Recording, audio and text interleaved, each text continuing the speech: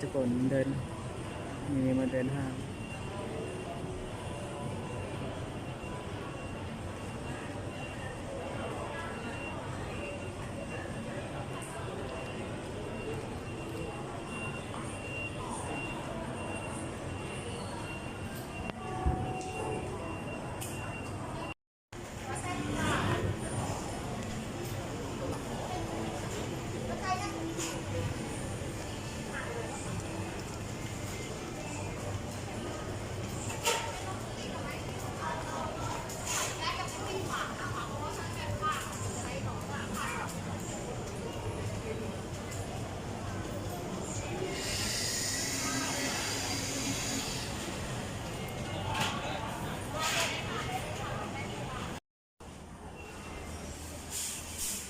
สวัสดีทุกคนนี่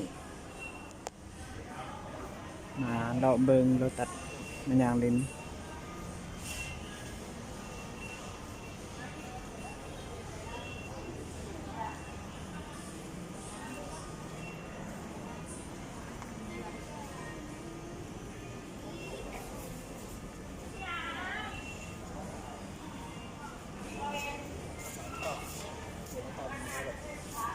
ผมไม่ต่ออันที่ใหญ่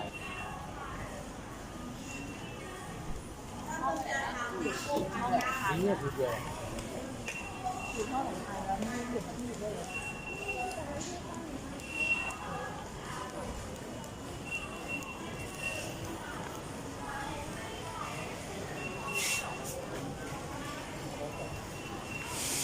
นี่จะเป็นร้านขายโทรศัพท์อันนี้เป็นร้านทองนะ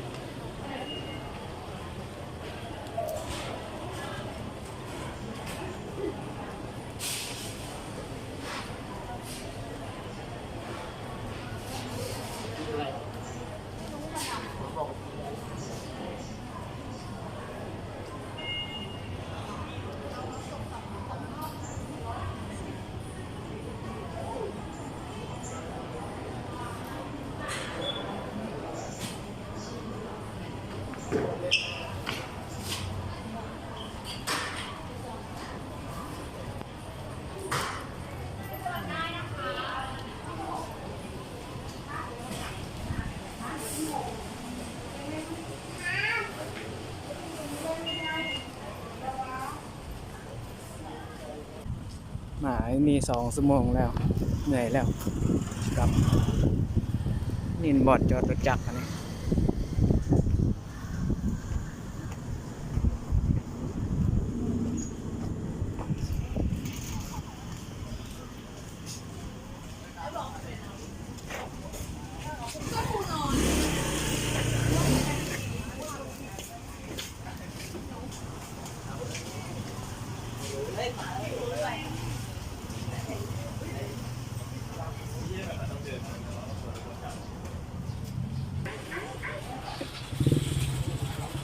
หลังจะกลับเนี่ย